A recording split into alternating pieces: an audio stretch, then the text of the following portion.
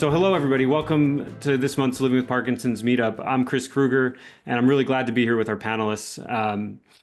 In this series, we meet monthly, and we have a panel of people living with Parkinson's who share how Parkinson's impacts their lives in various ways and what they do to live well with Parkinson's. So today we're going to talk about navigating the fine line between hope and hype with news that comes out and just the varying changes that we experience with Parkinson's.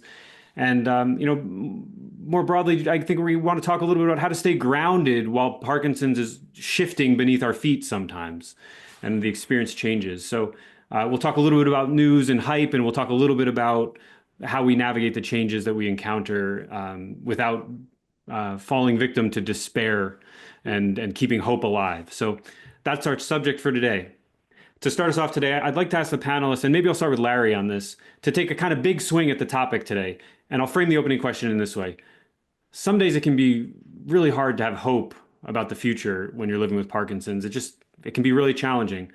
And so I want to know, maybe Larry, do you have any thoughts about how you remain hopeful and keep a positive attitude in the face of the uncertainty in the world when living with Parkinson's? That might mean trials that fail, or relationships that change, or symptoms that change, or fluctuations in symptoms on relative to how your medications hit or don't.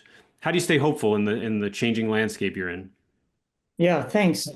Thanks, Chris. Nice to see everybody. I think the answer to that big question is the relationship that you have or I have with Parkinson's. I think that's the most important issue, because we live with a chronic, progressive, and incurable illness. We have a date of diagnosis and our lives change. But I think the distance between myself and Parkinson's is how I react to the ever-changing symptoms. And I think that's because my relationship with Parkinson's has changed over the years. In the first couple of years, on the date of diagnosis, threw myself into a downward spiral, depression, had to go through those 5 stages of grief and to get to the date of acceptance. And I think the date of acceptance is the date which I remember more than the date of diagnosis, because that is the day that I started having hope again. 4 years before then, I hadn't. But the date of acceptance is where I had a distance between myself and my Parkinson's to form a relationship. And like in any relationship over time, it changes. And things on a daily basis contribute to the way we feel on a different day. And I just think what Parkinson's has taught me is to be humble and to live gratefully in the present, to maintain hope. And what I also do is I don't personally want to find out every answer to any question about any symptoms that I'm feeling. I live my life with Parkinson's with it and no longer against it, and roll with the punches, so to speak, as it goes along. So long-winded answer, but that's my relationship to Parkinson's. I really like something you said in that answer, which the idea that you would live in the moment and that lets you be hopeful. And I think what's cool about that approach is that it keeps you in control. Right. Because if you're in the moment, it's just one after another, and you can keep yourself on the track you want to be on by making a deliberate choice, ideally. Now, may be harder sometimes than others, but I like that part of that answer. The part I liked about the answer too was being grateful. I think for me, that's an important part of living with Parkinson's, is to appreciate the good things that I have. I was thinking about Parkinson's in comparison to some other diseases where it's miserable, it's challenging, it's difficult, but at least I can enjoy every day and I can appreciate what's going on in my life. Where something like dementia, for a lot of people, they don't have that option. So it's something that you can live with and manage. Stan, I can't agree with you more. When I was finally diagnosed with Parkinson's, I had early onset at around 40 years old, and I went 13 years. I'm a med school graduate, so I knew what was wrong. My family, my mother, my grandfather, all had Parkinson's, and so I knew what was going on. But I went 13 years without needing medication, and so as far as these issues of shock or surprise to me on the diagnosis, that was not something I dealt with. But I will say this, what I did deal with was a sudden discussion with my wife that the plans that we had made, because I was only my 40s, 50, about roughly when this all came about, that the plans we had made for retirement now were changed. We lived our whole lives looking forward to our retirement, and now I have a disease that's going to alter how well I can retire. Let me say it that way. And I'll tell you that for those first 6 months, facing that was difficult. And we took a very avant-garde approach to it, I guess, to reach that acceptance. And I will have to say this, that was 2018. And I couldn't be happier now. I'm very satisfied in my skin, and learned to live with this, and to live with it in a very positive way. Something that maybe people can't understand, that you really can live with this and live well and still be very positive about life. So thank you. Karen, Robert, anything you want to add to that? Yeah, go ahead, Robert. Yeah. So some of you may be familiar with Steve Gleason. He was a football player for the New Orleans Saints, and he developed ALS, and he put out a book last year, and he had that book where he said that he can't control that he has ALS, but he can control his response to it. And I've adapted that saying for myself. I can't control that I have Parkinson's, but I can control my response to it. And I can control whether Exactly right. I get depressed that day, or just I'm in control of my life. It doesn't have to just be reacting to what's happening to me. And I have found that helpful. And another saying that I like is, I don't deny the possibility of what may come, but I do deny the inevitability of what is to come. Yes, this is a rough disease, and lots of bad things can happen to us, but it doesn't necessarily mean that they're going to happen to us. And so I can have hope. I can be optimistic. So yeah, those are two sayings that I hold dearly these days. Robert, I want to just underscore, I think you're absolutely 100% correct. The fact that we have acquired Parkinson's disease, we had little or no control over. What we do have a control over is making a decision on how we're going to live with it. We can make a decision to go to bed and pull the covers over our head, or we can make a decision to learn to live with it and to make the best of every day. And you can do it. Yeah, Karen, what do you have to say about this? Well, I'm glad I'm going last, because I'm picking up a lot from all of you guys. Larry, I could really relate to when you said my relationship with Parkinson's has changed, just like any relationship. I guess I'm about 8 years in, and I really catastrophized at the beginning, and maybe I was comparing myself to my father, because it was hard to watch. 8 years later, a lot of the things I imagined or were fearful that would happen, they haven't happened yet. I can't say that they're going to happen or not happen, but meanwhile, I've had the chance to build some resilience. But hands down, the number one thing that gives me hope and helps me is serving other people, trying to get out of myself and help others, whatever that looks like. Having, an opportunity to be in a community with people, and it's not just Parkinson's. I really try to get outside myself and take advantage of the fact that I'm not able to work anymore. That gives me time to spend with people, to get to know people, and to get involved in causes that I really care about. And if I didn't have that, I think I'm prone to depression, and I think Parkinson's makes it worse. The biggest challenge I have is anxiety. And as much as I'd like to control it, sometimes it really gets the best of me.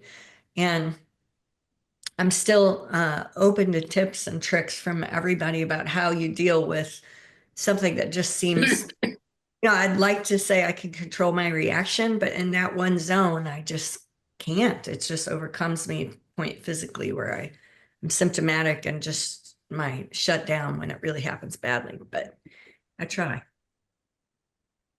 Yeah, that's interesting. That's the challenge I think that a lot of people face is that sometimes it doesn't feel like you're in control.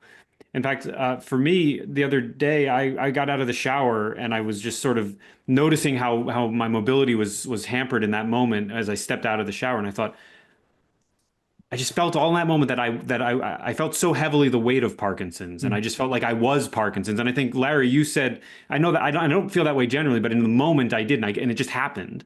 And Larry, you said something really interesting at the start of your comments, which was along the lines of saying that you kept a distance between yourself and Parkinson's.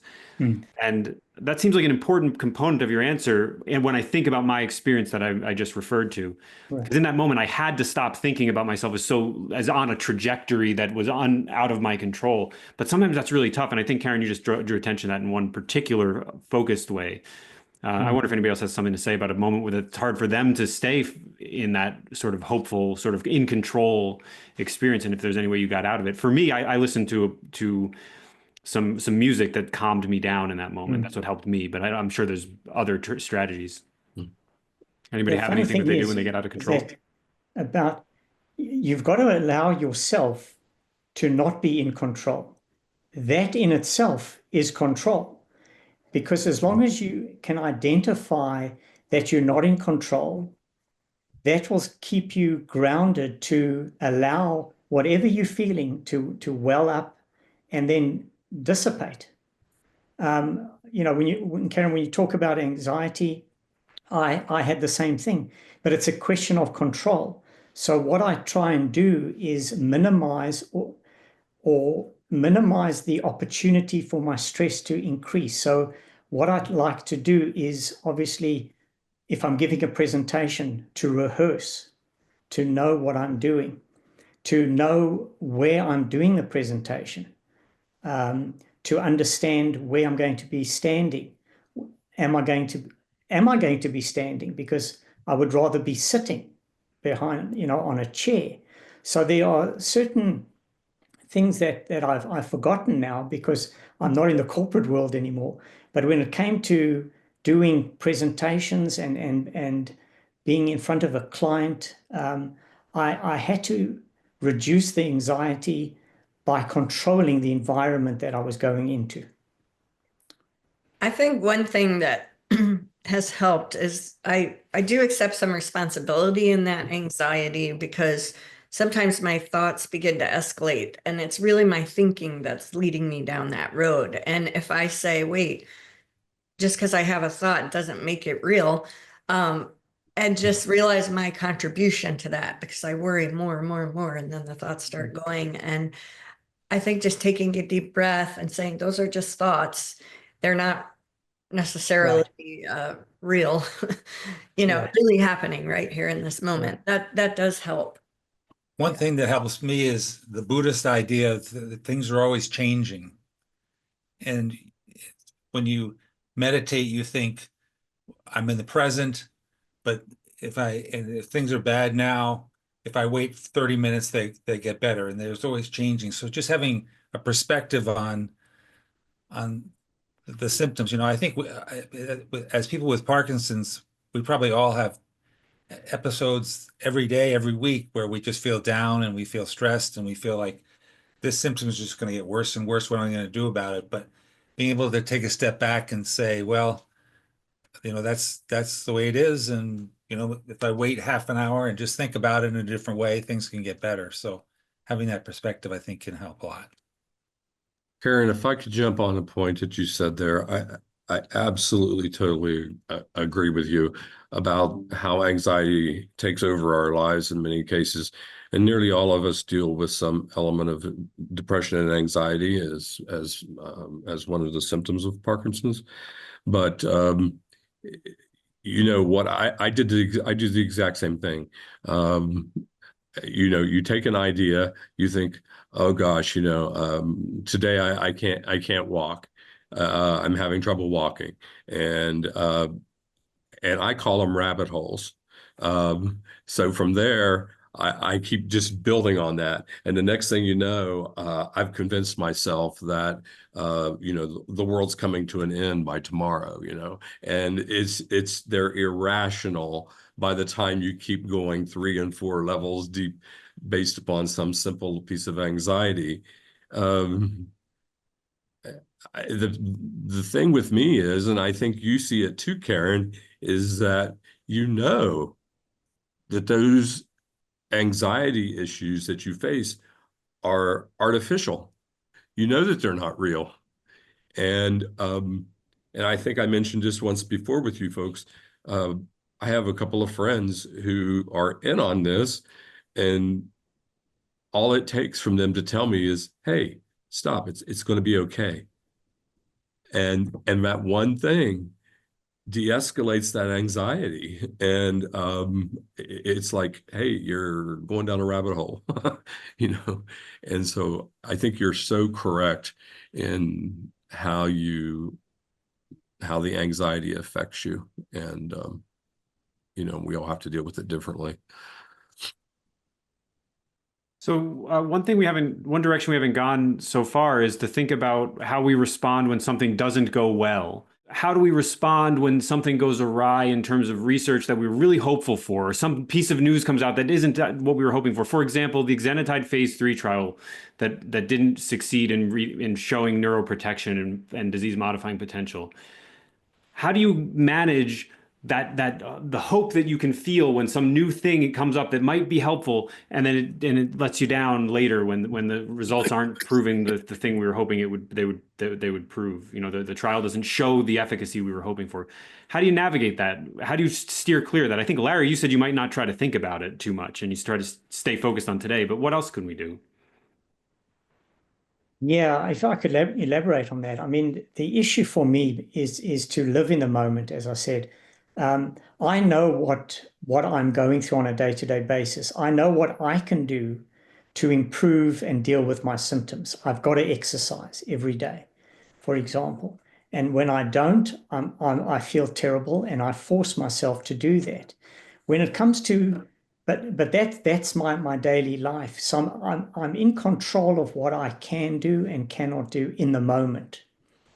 The trials and tribulations of trials is something that is not in my world, because I'm focusing on living my best life I can for as long as I can in my environment.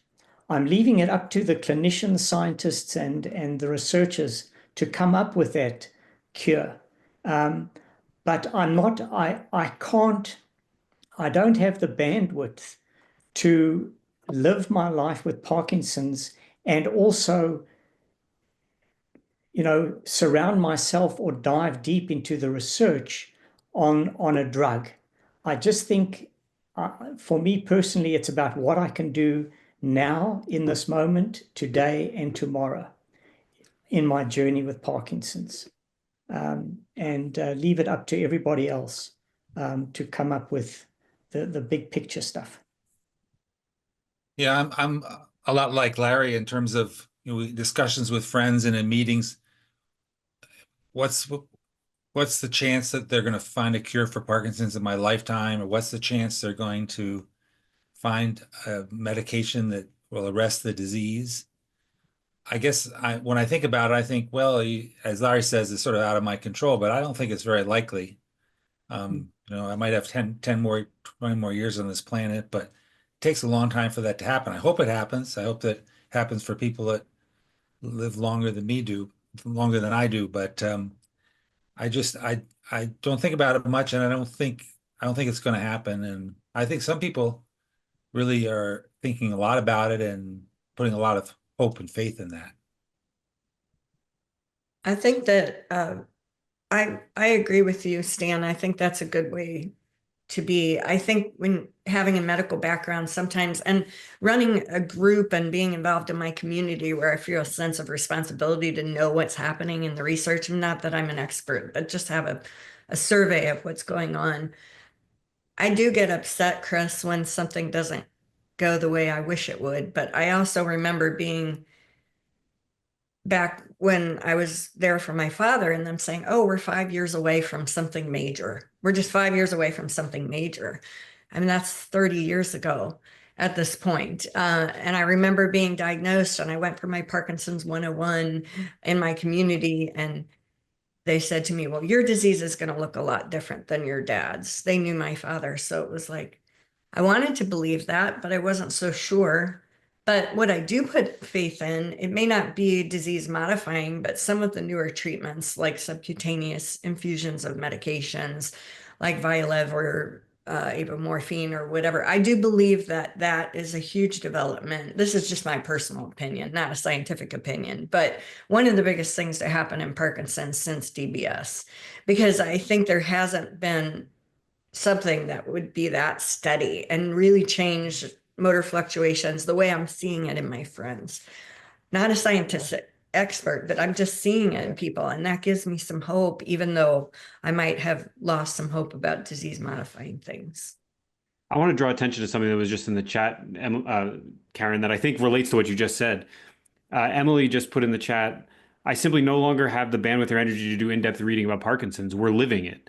And I think that that's sort of a spin from what you were just saying a little bit, which is to say that, and what Larry was saying too, just that, you don't need to, you have to deal with what you're experiencing, I guess, is what I took from what you were saying, rather than looking at what other things are being, what else is going on, even though you want to know, you want to have this hope, but it's not about what's not, it's about your life. And so I think that's a really interesting comment that Emily made. And I think it echoes sort of what Larry and Karen have just been saying. So I just want to call that out. And also, I agree, Karen, that there are developments happening, and they can be exciting, and maybe those are things to focus on and not worry about the ongoing research as much, and look at the things that are before us and available rather than the hypotheticals. That's another key message you took apart and or just made. And Robert, I think you just had something you were going to add. Yeah, this isn't directly related to what we're currently discussing, but a couple of thoughts that I had made notes of that I wanted to mention. How do we stay positive? Get off of social media. And particularly the Parkinson's chat groups. There's a couple on there that are good and positive, but my impression is those that have time to post on Facebook are people who are sitting at home in their chair, not doing anything else. And they're more likely to have a negative experience with their Parkinson's. Whereas like some of these panelists who are out doing things and being active, they don't have time to post on Facebook. And I find Facebook, most of those groups very negative, and they bring you down. So find yourself positive people to be around. And another thing I wanted to say was, I'm learning to have grace for myself and accept that, excuse me, things have changed. It takes me twice as long to get dressed because my balance isn't the same and my dexterity is not the same. It takes me twice as long to make my breakfast in the morning. And I can find that very frustrating, but it is what it is. And to kind of give myself grace to say, okay, things are going to take twice as long. Maybe I'm not going to have time to do everything that I wanted to do, but it's okay. I can deal with that, and I don't have to beat myself up that I'm not accomplishing everything that I want to do. I've been diagnosed 6 years now, and the first several years, I spent a lot of time kind of focused on myself and focused on my Parkinson's, and at the time that was a good thing. But in the last year and a half or so, I've tried to get into giving back to somebody else. And I've become an ambassador with the Davis Phinney Foundation. I have a specific interest in LGBT people, and we're doing a weekly Zoom meeting for LGBT people with Parkinson's. But I'm also working within my local New Orleans community to help things. And that takes me out of myself. It gives me a purpose, a reason to get up in the morning, a reason to be active and positive and help other people. And I think for those that are able to do that, giving back is a good thing. It makes us feel better when we're able to do so. And yeah, I just wanted to make sure I threw those thoughts out.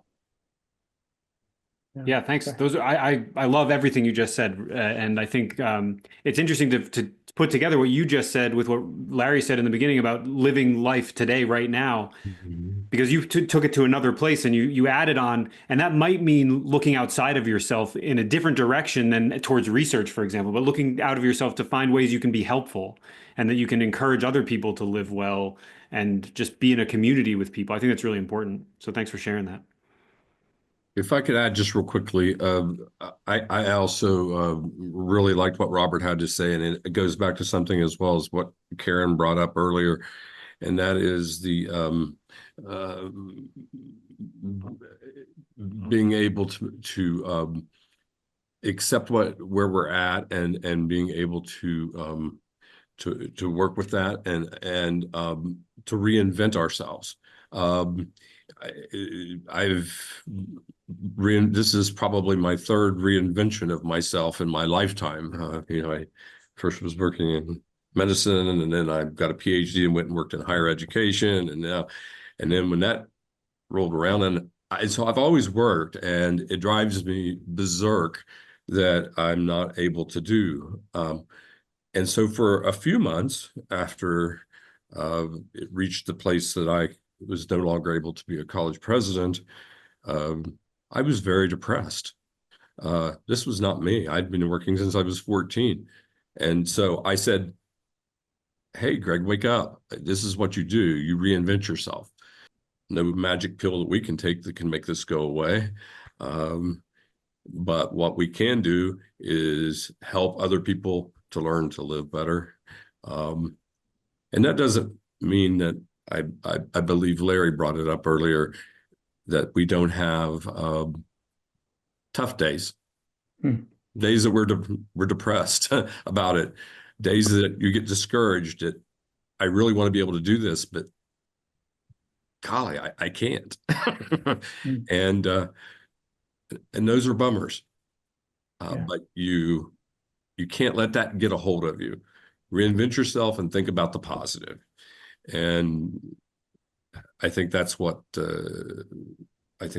so important. It's one of the reasons why I enjoy being on this panel and why I enjoy doing all the work I do with Parkinson's in many different areas. So anyway. Yeah, I like the person I've become with Parkinson's. Yeah, because it's given me time to recenter, recalibrate, and find the purpose, which we all, some people go through life not finding that purpose. Parkinson's was a gift in that sense, because it allowed me to, it gave me time. It gave me time to recalibrate and look at my life differently. And for that, I am grateful, because I was going, I've done more with Parkinson's, physically, professionally, emotionally, with Parkinson's than I ever had without it. So it has certainly been a gift in that sense. But with that gift is also the challenges. Yes. But it's my relationship, as I alluded to earlier with Parkinson's, gets me through those tough days. In the first couple of years, not being able to ride my bike would have thrown me into a hissy fit, slam the door, get into bed and not come out for a couple of days. And I did that. I lived my life from my couch for the first 2 years because everything I blamed on Parkinson's. And it was only at that date of acceptance where I started thinking that, wait a sec, things have got to change. And from that day onwards to today, as I said, I've done more with it than without it. Amen, Larry. I don't want to take any more time, but I totally agree with you. It's about that change of mindset of dealing with it. Let me just tell you, and maybe I'm the only one here. There's not a day that goes by that I don't know that I have Parkinson's. Okay, there isn't probably 10 minutes that I don't realize that I have Parkinson's. And but in a very short snippet, I mean, I'll tell you how I got to where I am. 2 years ago, I made a decision that I would think hard about people who I might have hurt in my life, that I did something to somebody. And I went to those people and I sought forgiveness. I also thought about the people who have hurt me. And there's a few out there. And I forgave them. Now, they don't know it, but I have forgiven them. I've sought forgiveness. I don't regret any of the decisions I've made in my life. And let me just tell you, when that happened, and over this period of time, as I reached out to people and people responded, it was like a weight was lifted off of my shoulders. And so every day that I live with Parkinson's, I say this, people shrug. Parkinson's may have been the best thing that ever happened to me. It taught me to love people more. It taught me to say, I love you every time I leave. It taught me to not hold grudges and not get mad. I don't have ill will toward anyone at all, period. And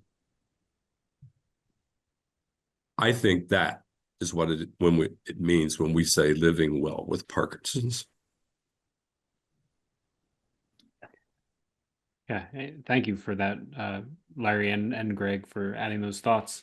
We're getting up to the point where I think we want to stick true to our stated intentions here, and that is to give the audience some time to get some questions answered that they've had. So I think we'll start to wind down this conversation and get into some questions and answers on that note, because I think that was a really nice way to sort of round out this conversation with an air of sort of hope and stories about how people have made choices to improve their lives on this panel. But I don't want to cut anybody short. So if any of the panelists have anything they want to add, we can go there now. And if not, we'll wrap up. So does anybody have anything else they wanted to add to the topic before we jump to some questions? Okay, well, let's jump into some questions and we'll close for today. But before we do that, I just want to note that our next meetup will be on the third Thursday of April, and we'll meet again and we'll have another topic. We're going to talk about being out in public and what it's like to live with Parkinson's in public, and that'll be part of our Parkinson's Awareness Month content at the Davis Phinney Foundation. So keep your eyes peeled for that. So thank you for watching this part of our Living with Parkinson's meetup. We'll see you next month on that topic.